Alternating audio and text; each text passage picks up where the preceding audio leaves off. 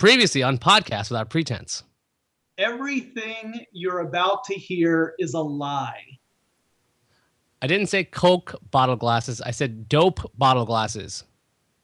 I don't know. I have some good ideas for my second novel, but none of them are as good as the cat thing. Hello, and welcome to Podcast Without Pretense. I'm Ayaz Akhtar. I'm Jonathan Strickland. And I'm Eric Sandine. And you are the audience. Hi, audience. Hi, audience. Usually we as part of our show will pick a bad movie to challenge ourselves and watch and see how far we can get into said film without the benefit of any distractions like second screens or alcohol or people who have better sense than to watch terrible movies on Netflix. But we didn't pick one this week. No, we didn't. And that's not a joke, is it? It's April Fool's Day, isn't it? Yeah, it is April Fool's Day. And so we do occasionally talk briefly about what we want to cover on any given episode of Podcast Without Pretense. Remember, future award-winning Podcast Without Pretense. So I thought maybe we could talk about April Fool's Day and what you guys think about April Fool's Day in general, because I'm sure a lot of our listeners and viewers know that the tech sector, particularly the tech journalism sector, has a loathing that goes pretty deep for April Fool's Day. Well, I mean, that hatred comes in the reporting side because you got to go through all this news of crazy stuff in the course of any given year. There's all of these oddball occurrences that happen. I think it was just last week, maybe 2 weeks ago, Facebook bought Oculus Rift, or at least bought Oculus, the company, excuse me. And that seemed just so freaking crazy. If it wasn't, I mean, it wasn't April Fool's Day, but if it did happen on April 1st, nobody would have believed that until they had an SEC filing. And I think that's part of the reason we all get kind of eye-rolly when it comes to April Fool's Day. Before I got into the reporting side of it, I quite loved April Fool's Day. I would do all kinds of stupid pranks, but not so much now. How about you, Eric? Not being in the reporting side of it, I enjoy it at this point. And I understand why people get pissed off, but honestly, and I get annoyed when I go through my RSS feeder on April 1st and have to go, well, that's not true. And that's probably not real. But actually, Jonathan got me this morning. You totally got me. Did I? It was before I realized it was because, first of all, I'm 2 hours behind you, so I woke up at 7 o'clock in the morning and was like, wait, what? But I wasn't in the mindset of April Fool's Day yet. Now, what Eric's referring to is I posted on Facebook and on Google Plus that I had been pitching a television series to the Science Channel, and that the original idea for my show was sort of a take on Idiot Abroad, except in this case, it would be a show about a guy who's thrown against a whole bunch of different gadgets, metaphorically speaking, and has to figure out what they're all about, how they work, what they're supposed to do. And that they were interested, but that through the pre-production process, a lot of changes were made to the concept until it had turned into a gadget and cooking show where every week I would have to cook a different meal with a different gadget as the main meal maker, I guess. And then that, in fact, the Science Channel wanted to build upon a brand that I had already established and call it Tech Stuffing. And I thought this was the dumbest idea and the dumbest title for a television show, and that no one would fall for it and people would see through it immediately. And I'd say about 70% fell for it. I gotta say, come on now. Like, you come up with an idea for a stupid show. Have you watched reality television recently? Like, That's it the was thing. I really perfectly haven't. plausible. Yeah, I really haven't. So that might be I part think of the I problem. think I think the reason why people believed it for so long was that you don't give away the punchline to the very end, as any good joke should Yeah. have. But I believe it's an unusual format because I saw it on Google Plus today, and it looked like one giant paragraph. Now that kind of writing style requires a ton of attention. So what I saw was Jonathan's got a new show. I'm like, oh, that's cool. I'm starting to read what it's about. I'm like, that's weird, but it's dumb enough because I've actually pitched this idea as a dumb column I wanted to do. I kid you not. It was going to be a throwaway where I took a bunch of really old graphics cards, put the latest games on it, and see if we could cook an egg on it. This was something I wanted to do at the PC Mag Labs, and my friends at the labs were like, "No, we're not going to kill our machines doing this." I'm like, "Come on!" They said no, but then I saw the title. Once I saw tech stuffing, I was like, "Okay, that there's no way the marketing muscle that Jonathan is affiliated with would allow anything like that to go out by name." That's the only reason I thought it was crazy, just that name, because I finally Well, got to the end. Tech that's why I stuffing. put it at the very end. That's why that and the last little stinger, which was I'm so glad I could talk about this today. That's the other big gimmick. Um, I've got a history of making announcements on April Fool's Day for fake opportunities and achievements, and I I always try to make it semi possible, but ultimately so silly that it's hard for me to believe anyone would take it seriously. And every year I'm amazed that I have overestimated what I thought was too silly. Like I did one, and I posted about this today because it was one of my favorites. I Years ago I had said that the Fringe Festival had commissioned me to write a musical about two geneticists who are working on a treatment that will stop the aging process. And they are cursed by a gypsy, and they each take their cocktail to try and stop the aging process because their funding is about to get shut down. And so it's a move of desperation. They each have their own cocktail, and they each try it. And one of them begins to age rapidly, and the other one begins to reverse age, to get younger rapidly. And they also discover that they have each harbored deep feelings of romance toward the other. So there's a sense of urgency as they try to figure out how to fix the problem before one of them ages to the point of dying and the other one reverse ages to the point of no longer existing. And I was like, this is the dumbest idea I can come up with. Like it, I can't imagine anyone wanting to fund this, Oh, especially come as on, a Jonathan. music. Jonathan, I'd watch that. I'd watch it. At That's least the what pilot. that's what happened. That's what happened. Is I joked about doing this thing, and people were like, "If you make this, I will watch it." I thought I make lots. I make lots of stuff that's way better than this idea, and you don't watch that. That's Well, maybe that's maybe your true. your gauge is a little off on what's better than the stuff you do, because that sounded like a great episode of Twilight Zone, if not a spinoff or something like that. It just sounded like, hey, that was intriguing. So maybe what you're doing is you're undervaluing your ideas. Maybe your bad ideas, you've reached a point where your bad ideas are so good that they are mainstream, and your good ideas are on the fringe. You're on that long tail thing. So you got this Yes. backlog of bad ideas, but that's the middle, the best for lots of people. You should I be suggest truly going for this. I suggest that the title of this episode be "Backlog of Bad Ideas." Front runner, It's front runner. backlog of bad I think What it's ideas. better else? than the one. It's better than the one you have written in there. Well, it's temporary. Okay, so As this show goes on, I write I titles. like Eric. I mean, it's pretty clear. Like Eric, I enjoy April Fools. Since I don't report tech news most days, unless I happen to be invited to be on a show or something, it doesn't really affect me. So I guess if it did affect me more directly, I would get um, more frustrated with it, perhaps.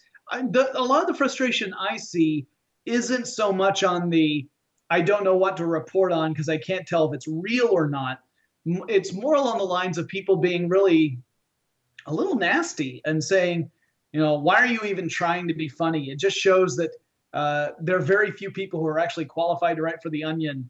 And in my mind, and maybe this is being too weird about April Fool's Day, but in my mind, the idea that we can allow people to be silly and express their creativity, even if they're not great at it, is a good thing.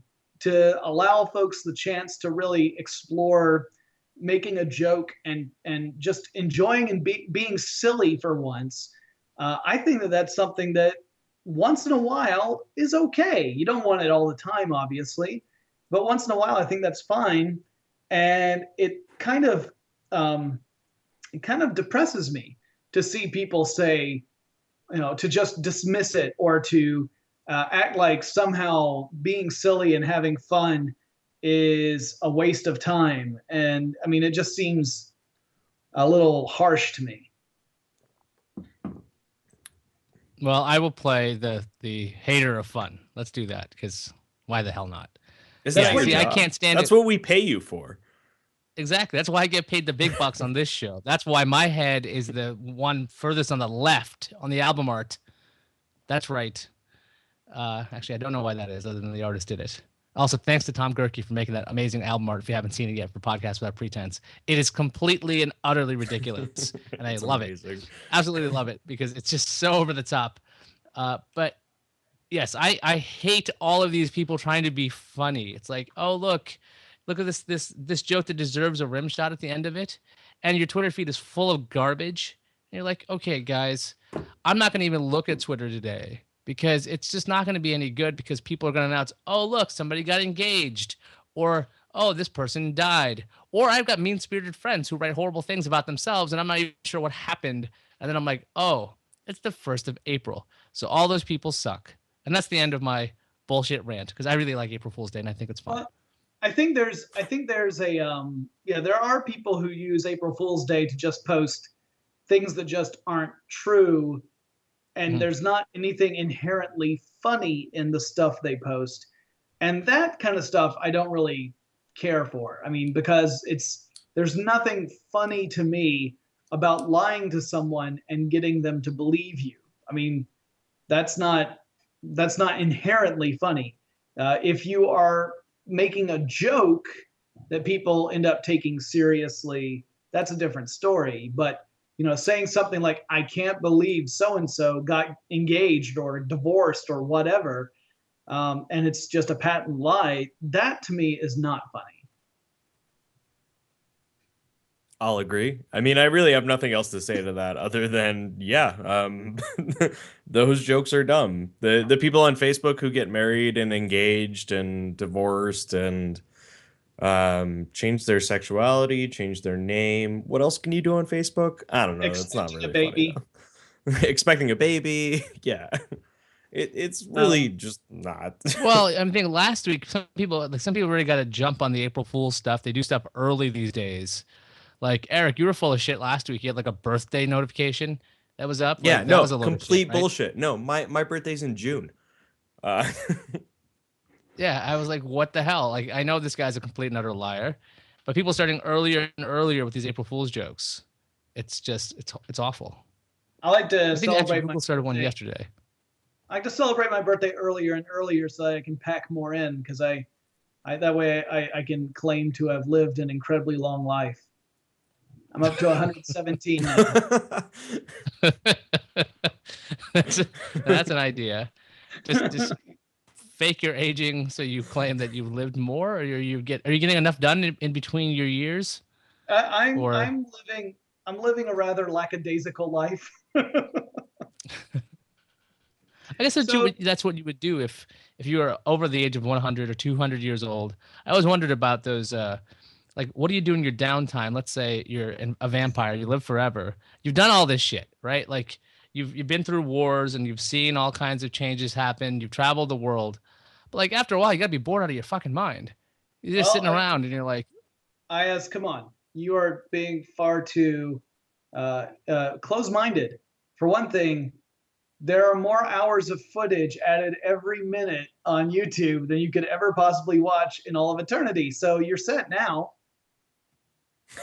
Those aren't new experiences for a vampire. I'd How imagine. many, Are Jonathan, you how many kidding? times can you watch a person fall down or a cat miss a jump or a dog run into a wall? Like, Look, come on. I'm just telling you, I have it on good authority that 80% of PewDiePie's fans are the undead. I don't know what I that is. I don't know what you're talking about. Wow, really? You guys Where have not apparently looked, Ayaz and I are completely out of it. you've never looked at the top 100 channels on YouTube then. No, that's not. No, No, that's why not what would I I use do YouTube that? for. Well, Like because I find clearly content because neither of you are undead, so it's perfectly fine. You're in the clear. that That makes sense. explains. You're right, exactly. If we were only undead, so Jonathan, you got this document of amazingness that we should make public to the audience of the PWP stories with all the stupid April Fool stuff. Before I don't even want to talk about the Google stuff yet, but I want to talk about the Think Geek stuff because the Think Geek always has the coolest shit. Dude, the Thank you. Nerf nuke is amazing.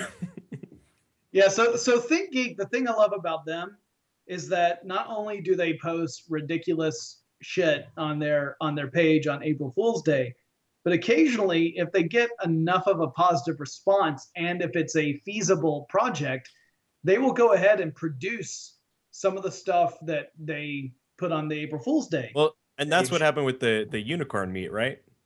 Because the The unicorn unicorn meat meat. was April Fool's, wasn't it? So was the Oh, Tauntaun sleep the bag. Tauntaun sleeping bag. Yeah, yeah, So yeah. And was the the 8-bit tie. and the That I thought was sound awesome. effects T-shirt, the T-shirt that could record different sound effects, and you could play them in different scenarios, so that you could have romantic music playing as you run toward your loved one, or Right. exciting action music if you have to make a getaway. So And this yeah, year I they've mean, done some great stuff. yeah, the Nerf nuke that Eric talked about is my favorite too. I mean, it's this enormous looking plastic ball that has like 30 or 40 Nerf darts in it, and then you launch it at your enemy, and when the tip impacts something, then all the darts fire off in all directions. And I looked at it and I thought, I wish this were real. For a mere $100, absolutely. Oh, totally, totally worth it. They also had the Eric, Mr. Beard maker. Well, So and they also, like, in common with Google, had a Klingon joke too. yes, Because they had Rosetta Stone Klingon, yep. which first of all should exist. I don't see why it doesn't. I don't know that you need a full Rosetta Stone for Klingon. I don't think there's a large enough vocabulary to justify there it. might not be. That's true. Kapa. I don't know. I was completely in love with the flux capacitor car charger. This Now, see, device I that think looks like a that's gonna flux be capacitor. That's I, totally a Was that? feasible one, though. That'll happen. yeah, that's gonna happen. That's gonna happen. The only thing is And the that I was looking at the flux capacitor charger too. I mean, because I would love to have one of those, and I think my wife would love it for her car. The only thing I would want to be careful about is because it's a fairly clunky device. I'd need to really look at our car and make sure that I could plug it in, if such a thing were to exist, that I could plug it into our car's outlet and still have it actually be functional. yeah, it's not just a flux capacitor. I thought that was cool enough, but the fact is, it would have two USB ports on the left side. You'd be able to charge your goodies with it, and I'm like, that actually makes sense why you'd have anything like this. Absolutely. But $40 is what they were claiming on this. Obviously, when you hit buy now, it says April Fools, and it's like, no, this one's awesome. I like this one. Between that one, the tactical tie is a little silly, but the the thing that makes beer cans into steins for Oh, $12, yeah. I thought that was so like that has to be a thing. It has to be a thing already because it's so perfect. It's like a shell that you just put a little can in, and then on top would be the top of a stein, and it's got a big handle. I don't see why this doesn't exist. It should exist. I want one. I don't really drink canned beers very often, but I might with the soda or something. That would be yeah, that's another one I can absolutely see existing later on. Yeah, that was Yeah, they'll make that one. They already have a prototype running on that one. yeah, those were fun ones. did you guys take a look at Netflix? I did. You mean the best new Netflix original series? There are two different ones too. There's rotisserie chicken, and there's Hmm. also sizzling bacon. Oh, I didn't see Sizzling Bacon. I had I to saw the search for ad for sizzling bacon. I had to search for sizzling bacon in the search bar, but it did pull it up. I Now, also, now, wait a second. So, okay, I get rotisserie chicken. You can do yeah, an hour and a half of rotisserie chicken. But if you're cooking bacon for an hour and a half, you are not nope, cooking bacon right. it's 20 minutes. 20 minutes. Oh, it's 20 minutes. Okay. That's still a And, bit long though. and Really? it's also just like the rotisserie chicken. It's shot. It's reversed film, so you actually watch bacon uncook, which is true for the rotisserie chicken. We should say Netflix had, as its April Fools, these fake Netflix originals. One of which was called rotisserie chicken. The other one was called sizzling bacon, and both of them featured food being cooked, but shot and then shown in reverse. So you're watching chicken become raw over the course of about an hour and 14 minutes. They call it It's memento pretty. style puzzle. And the best thing about looking for bacon or sizzling bacon on Netflix's searches, you get sizzling bacon top, it's top result. I'm very curious. This is availability until tomorrow, the second. So if you're listening to this past the second, it might not be available anymore. But the second thing it pulls up is the following with Kevin Bacon, which I think it's a testament to its search engine, but it's kind of hilarious that it would even be there as opposed to just being like, haha, you found our joke and we'll just do this one shot. And then the Beacon Theater with Louis C.K. Louis C.K. That is. I really like I, the presentation on this one. to be fair, Kevin Bacon does sizzle on screen. I no. Let's go to the next story. Okay, fine. Keeping with the cooking theme, Hulu had a couple of originals listed as well, including Cooking with Hannibal Lecter, a special cooking show. So you can learn how to cook, I guess, human parts. There was such a huge ad on Hulu today, and I saw it, and I was like, it said "In the Kitchen with Hannibal," and I just kind of glanced at it, and I was like, The "Who's trailer got this now?" wasn't Is it? even that good. It wasn't even I that thought good. I thought NBC was doing a Hannibal show, and again, this sounded within the realm of possibility, because NBC they they do weird stuff sometimes, and Hannibal and all their cooking shows sounded like, yeah, all right, maybe they'll do something dumb that way. Did it actually go to a video, or is it just a Yeah, trailer? it's a 30-second trailer. I mean, it's a well done trailer, but it like really it just doesn't look that interesting as a show. I'll be right back. I have a dog who's coughing. That's not what that noise What? was. It sounded like a tire being stabbed a couple of times, actually, because that's the sound tires make. I've decided. Gotcha. Is he all right? Well, now he's out in the hallway. We'll see if he behaves himself. The My dog's wife health. is out having dinner with coworkers, so I don't have anyone to look after him while I'm in here. We should have a So camera follow, and then have a dog cam. yeah, I think Um, that's a great idea. so the next one we had is there were so many actually. I wish I had added a few more that I had seen that were because I'm sure I won't remember them now. But there was one about on the OneRing.net saying that Peter Jackson had decided upon the next person to sing a song over the end credits for the final Hobbit film, and it was going to be Leonard Nimoy, which is a joke for anyone who is familiar with Leonard Nimoy's career as a musician, as a vocalist. He recorded the Ballad of Bilbo Baggins back in the day.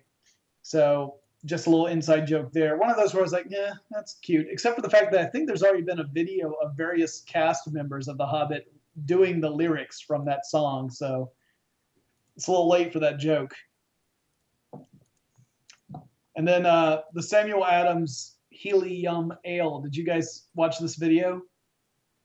I have Yeah, not I did. I watched just this. watched it. I'm amused. It's not great, but then It's again, I don't like Samuel Adams, so not interested. what do you have against our founding fathers? Uh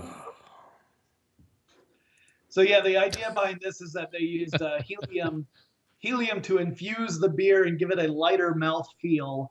And the joke being that as you drink the beer, your voice goes up octaves because you're ingesting helium. That's the joke. Yeah, I thought it was cute. It's all yeah, I right think that joke. that's about it. I mean, Then yeah. when you're talking about cute, there's the kings of cute, Google, with their 15,000 April Fool's jokes. Did any of these stand out to you? There's the coffee with fiber. There's the Klingon and Blockly, which I don't even know. The Shelfies and the Google Maps and Pokemon thing. Google Maps and Pokemon thing, I think that came out on the 31st. And that was actually Yeah. somewhat news to people because, like, what? Is this a thing? And they were obviously duped. As far as I know, it's a joke. But I maybe was something is amused real by the about it. Google Fiber coffee ad. I thought it was amusing. It is cute. Yeah, the coffee goes with fiber. Mm-hmm. But I mean, I actually like the Pokemon thing a little bit too, just from it kind of fun just scanning through. And I mean, it's really simplistic. Um, there's no real challenge. There's no real game apart from the fact that it's kind of like a scavenger hunt, a virtual scavenger hunt. I thought it was cute. There was nothing in particular from Google this year that I thought was really super funny, but it's always impressive to me how much stuff is thrown out from Google for April Fool's Day. It's just clear that every division, every project gets its own chance to do something. Yeah. You know, I didn't put it down here, but Google Plus had one too, of course. If you uploaded photos of anything really to Google Plus and there was enough space there, they would automatically insert pictures of David Hasselhoff photobombing Oh, your that's image. right. Yeah. So you get Hoff bombed. Yeah, I saw that on Google Plus. People had made Hoff-bombed styled images to show, hey, look at all this stuff. But I don't know. It seems like that seems like it probably would happen. Why did I freeze like that? I looked great. It was awesome. Anyway, Yeah, Google Shelfies. Did you see the the shareable selfies? shareable Would you do selfies. that? Yeah, saw that. That one again. I was like, oh, okay. Now the idea behind that is that people take selfies, you upload it to Google, and it become a Gmail theme. So if you took a selfie, it'd be like if I did, you'd be able to access that and have that available on like Jonathan's Gmail. Is that right? Yeah, Yeah. yeah, it's kind of funny. Did you see that the Tumblr Pro thing? No, No. I didn't see that one. Okay, I didn't put this one in the notes, but one of my coworkers found this one out pretty early. So Tumblr had this whole video about how they were releasing Tumblr Pro today, and that you could sign up for Tumblr Pro free today. And my coworker knew that this was going to be some April Fool's thing, but there was no telling what the actual implementation was going to be. And it's kind of clever. If you were to click on it and enroll in Tumblr Pro, it would put a little top hat on your icon. And that's the only thing that was different. It was like that your little icon next to any of your posts would have a little top hat on it. And only other people who had also enrolled would see your top hat, and you would see other people who had essentially fallen for the joke by the fact that they had a top hat on their icon. But anyone who did not enroll wouldn't see that at all. So that they'd be in the dark of the joke. Interesting. That should be a real thing. I like that. Yeah. It's like a club. Well, no. Well, that reminds me of who is it? Ars Technica. One of the reporters was, talking about cryptocurrencies. So they started Ars Coin. And you can mine Ars Coin right now if you want to. And all you can buy with Ars Coin is hats for your avatar in commenting on Ars Technica. That's pretty funny.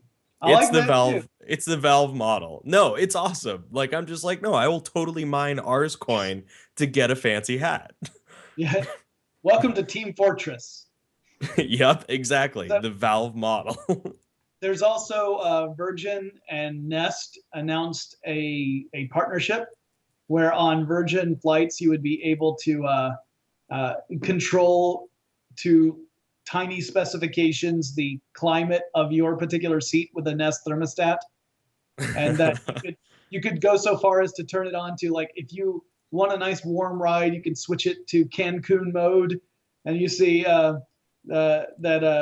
it suddenly just starts beaming gold light onto the guy's face, or Chicago polar vortex, and then gusts of wind are blowing people's hair back. It's kind of, again, goofy, but I thought it was, really tongue in cheek and well done. It also was a good example of an April Fool's joke that, although it's a joke, it promotes the hell out of both brands.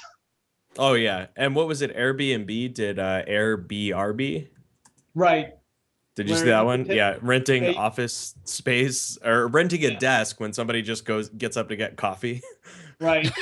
I did not hear about that one. Yeah.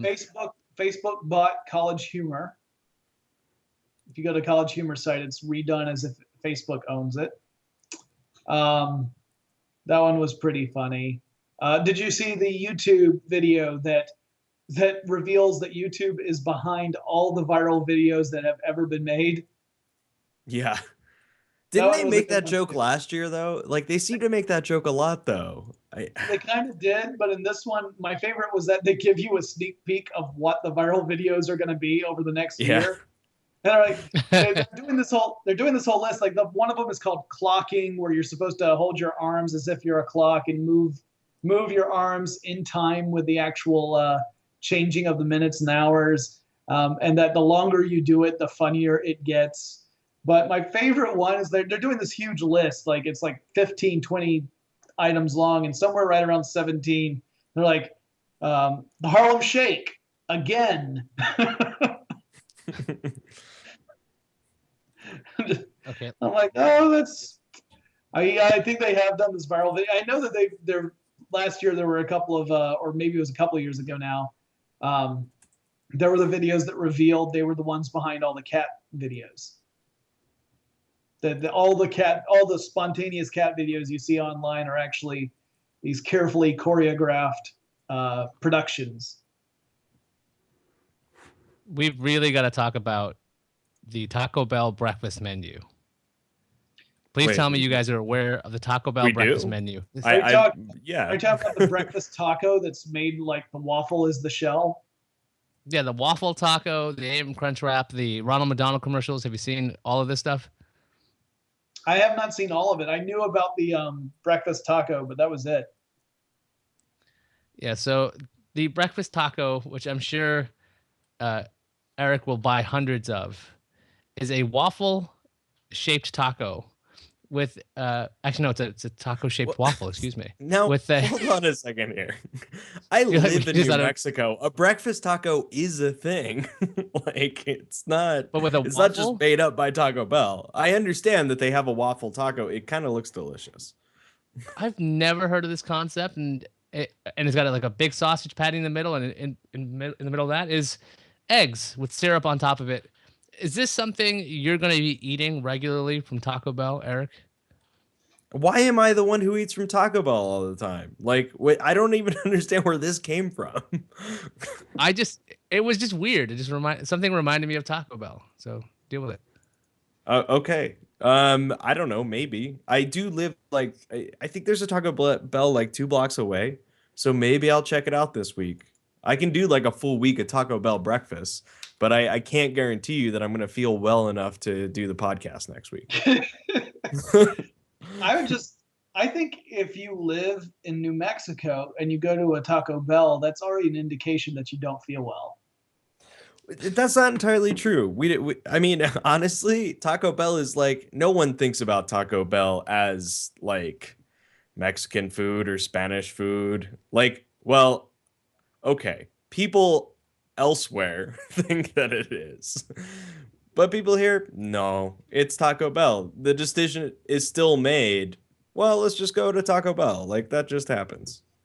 The only time I ever feel like going to Taco Bell is when I reach into my pockets and I can pull out $1.75 and I think, well, I can still eat like a king. No, that's Burger King. You're going to the wrong place. Not really, because Burger King, there's nothing I can buy with $1.75, but at Taco Bell, I can have approximately 73 bean burritos. The food is so ungodly cheap. You don't want to think about where it came from, what quality it is, what grade it is, how old it is, or what kind of science is involved. One Maybe that just should be assumes it's sterile and it's fine. that's Jonathan's Sterile. next series. Forward I'm pretty eating. sure that's Taco Bell's slogan. It's sterile and it's fine. There was this ad campaign that Taco Bell ran where they got a bunch of people named Ronald McDonald. That's their actual names, and they were talking about how much they loved the new waffle taco. And there was another series of ads where they're saying how much they love the AM Crunch Wrap. Wait, And how many so people are named Ronald McDonald? they had like 15 people in a room together at the end of the thing saying, "I'm Ronald McDonald and I love Taco Bell's breakfast," or something like that. And it was just this crazy ad. And on the bottom, it even says it like these Ronald McDonalds are not affiliated with the McDonald's Corporation, but they sure did love the breakfast or something. Like it actually says it in the disclaimer, which I thought was pretty silly. And then McDonald's actually responded on Twitter with a picture of like the bottom half of Ronald McDonald kind of bent down and petting a chihuahua, saying imitation is the purest form of flattery. I was like, well, this is an all serious, because I first heard about this because of that tweet, and I was like, what the hell is this pictured, and what does this have to do with Taco Bell? I forgot about the chihuahua being the mascot. I want to know what this AM Crunch thing is, because I'm not familiar with this one. I have to look it up. AM Crunch Wrap ingredients, because I'm pretty sure, if I remember right, it's like this giant hexagonal breakfast. What would you call this? There's Monstrosity.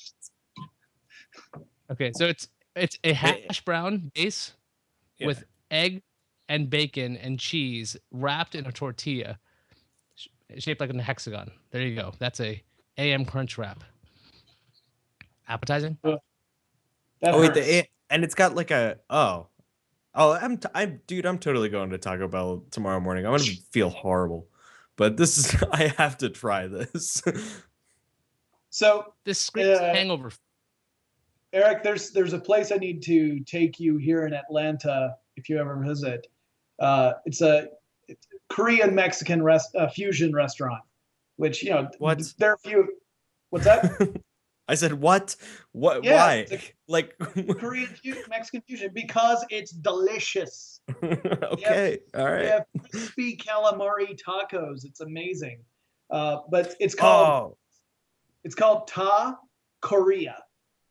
Like Korea. You're making that's fantastic. I'm making it up. This is totally one of your puns gone totally wrong. No, that's the thing. Knowing Jonathan, this sounds like a pun, but it also sounds like something that could actually happen. If you do a search for Ta Korea Atlanta, I swear it will bring up the website for the restaurant.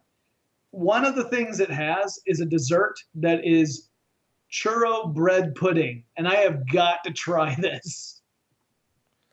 That sounds like it would be delicious. Yeah, no joke. And the thing is that we've had it delivered here at our house. We haven't actually gone to the restaurant yet. We've had the food. It was all delivered, but their delivery menu does not include the churro bread pudding. So we're gonna have to go in and check this thing out. Did you look, Eric, to see that I was telling the truth? Oh yeah, I just posted it in the chat. This is real. No, and you know what? I'm not surprised, because now that I think about it, last week when I was in Orlando, I had pork belly Japanese tacos. Because it was like the bar in this restaurant served sushi, or the bar in the hotel served sushi, and they had pork belly tacos. And they were amazing. So, and it had, kimchi as like the salsa and stuff. It was pretty good. So taqueria, totally possible. Sounds good. Oh, look, $5 pitchers of Coors Light. That's exciting. You can drink like a drunk king. Yeah. Now, Eric, drunk peasant, more like it. You alluded to your book earlier, but you didn't actually talk about what your book was. Do you want to talk about your book, Eric? Well, had you gone to the website, it's wheredidcatspoop.com. Now, before you go any further, Eric, I just want to say I'm so glad that you finally found a use for that URL. That, the fact that you've been sitting on that for like since 2003, and I remember Years. I asked you like, what are you gonna do with this? And you're like, I don't know, but one day, and then you raised your finger and waved it meaningfully, and then you trailed off and didn't talk to me for the rest of the night. It's very possible. WhereDoCatsPoop.com is my, philosophical choose your own adventure picture book. Tracing the history of civilization through cats. We discuss the meaning of life and where cats poop. See, now that's important stuff. But I didn't want to have that be lost before we conclude today. No, it's okay. Go ahead. Go ahead. Yes. I was gonna say it's a terrific website. I think it's gonna do very well to promote the book. It's just I believe it was like HTML5 up design or something. Oh yeah, no, great design. Yeah, no, it's pretty impressive. And Ayaz, it's technically your turn to pick something. Yeah, do you have a movie? Okay, I'm going to look through my list of movies because I think I've chosen a bunch of movies based on this horrible show. So let me see on my list. So what I need you guys to do is to keep people entertained. I can barely speak on cold meds. It's really fun. So I should also, Ayaz, just so you know, first of all, yes, we're about to the time is about to run out on the show, and also, I've already watched it, so we can't pick rotisserie chicken. I was watching rotisserie chicken actually earlier today, so that would not work. That just seems like a punishment. The one bad thing about rotisserie chicken, well, two bad things. One is that if you watch it long enough, you end up watching a raw chicken just rotate on a rotisserie. But the second thing is that the rotisserie they use has a terrible squeal to it. So I had it on, and I thought I was just going to let it play in the background and occasionally look just to see in case there was like some other joke hidden in there. I thought I'd have it on in the background. But the horrible squealing noise convinced me after about 35 seconds that was a bad idea. Okay, I think I found it. I think because we're all nerds, I'm assuming we haven't watched this movie. Has anybody watched the Ashton Kutcher Jobs movie? Oh, yes. I have not. Oh, you did? Oh, did you watch it? Yeah, I did. Oh, dagnabbit. I'm okay with watching it again, but I can't give you a time. And actually, I could give you what my time is. It would be about 2 minutes. It just seems like something we could watch. The alternative. Okay, I just want to find out if this one's in English, because actually it doesn't really matter, does it? All right, we're gonna watch Contracted. All right, let me see here. I'm going to read the description out first while Eric and everybody looks it up. It's after a one-night stand, a young woman becomes alarmingly ill, but what she thinks is a sexually transmitted disease turns out to be far worse. So I just want to make this clear. Ayaz, the person who has to watch movies on an iPad on public transportation, is picking a film that begins with a one-night stand. Will not be watching this on a bus because now I have no freaking choice, because if I screw this up, I have to watch it on a bus. All right, everyone stars. Have you read the reviews of this, Ayaz? I'm not. All right. Anyway, okay, this is great. Here's a review. I will get a review here. Unfortunately, as a healthcare professional, I had to turn it off after the glaringly inaccurate doctor's office scene. Oh, that's not funny. I'm not gonna say that one out loud. Wait. This yeah, exactly. Violates one of the rules. This violates one of the rules that Jonathan asked for, because apparently this is not a one-night stand.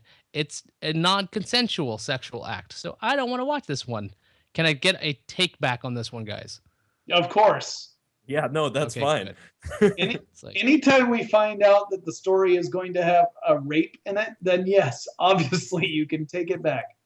Because we've watched enough films that have contained rape scenes, and we weren't trying to either. Let's get that straight. No, Okay, no, let me it's not define like that. we would pick things that we thought sounded interesting or entertaining in a bad way, and most of the time they turn out not only to be not entertaining and yet still bad, but also include a rape scene. And after a few of those, it just starts to really take its toll on you. Well, no, this one actually borders on a good film. What's How that? to Be a Man. It's How to Be a Man. Believing his dying, former comedian Mark hires a young cameraman to capture important life lessons for his unborn son on video. Oh Average man, rating 3.6 stars. that's got a 70% on Rotten Tomatoes. That might be an okay film. You say 70%? 70, yeah. Well, fine. How about I pick a good movie? All right. Sure. I mean, we picked a great movie for the last one since we watched Miami Connection, but we can watch a good movie. That Miami Connection is, I think, it's one of the few movies on the list that we've watched that I probably will run again somewhere. Just have it running in the background because it's so ridiculously bad. Just Well, so bad. I've added How to Be a Man to my queue, so How to Be a Man is Yeah, the it's next enough. movie we'll be watching. It's independent. It's witty, raunchy, and quirky. Lots of 5-star reviews, so that's great. it predicts for me three stars plus a little bit more. Let's see if I can get the actual 3.2 stars. Yeah, I got 3.1 for me. 3.7 as the guess for me. Wow. That's actually Shocking. pretty close. I mean, usually it's the movies we pick tend to be like Ayaz will get 1.7, I'll have 1.4, and Eric will have 3.8. Yep. What's the movie I was just watching with Peter? Is it Dinklage? You know the guy from what's that movie called? I completely forget. That movie. It's Game of Thrones. He's the Yeah, I was about dwarf. to Yeah. say. Oh, the Yes, I know station what you're agent? talking about. Yeah, the station agent. I was watching it the other day. I haven't finished it yet. I have like 20 minutes left of it. It's actually Yeah. really good. Yeah, Quite it like enjoyable. just popped up on Netflix and I've told a bunch of people to watch it now. I would recommend not watching the final cut with Robin Williams. I've watched the entirety of that with Jim Caviezel. I didn't watch it with Jim Caviezel. He's in the movie. He had this horrible beard. This horrible beard. It was just like, it wasn't like, it looked like some 8th grade kind of like spirit gum attachment to somebody's face. It's hard to watch a futuristic $1 million movie and all you can see is this bad beard. And also the story's not very good. It's about Bad and terrible story. okay, here's the deal. When the movie's about a guy who takes people's memories and he creates like a life film for them when they die called a Rememory, and his last name is Hackman because he's an editor. I was like, okay, this is not even clever when you're like in the 12th grade writing. It's sure as hell not clever when you're making a movie that's meant to be seen by a lot of people. But there's a number of these like really clever, get it kind of jokes that just didn't work. So, what is this movie called again? The Final Cut. The Final Cut. It's interesting. Ron It sounds a lot like another movie I've seen. Strange Days. But that's a little different in that Strange Days, instead of making a movie based on memories, it's more of a science fiction film where you've got the people who buy memories and experiences that other folks have had so that they can feel as if they experienced them without actually encountering whatever risk would be associated with that actual memory. So it's kind of a noir sci-fi mystery movie, and not bad, not great, but not bad. Strange Days with Ray Fiennes, or it's some other movie? That's the one with Ray Fiennes. Yeah. Oh, it's actually on Netflix and on Is the it? list now. It's Strange Days. I don't think it's as good. Like my favorite noir sci-fi film is actually Dark City. I think that one is really quite good. How long is that film? Because I've been requested to watch it like a billion times and I've turned it down because it looks like it's really depressing. Dark City? It's not really depressing. It's actually got a fairly uplifting ending, but it's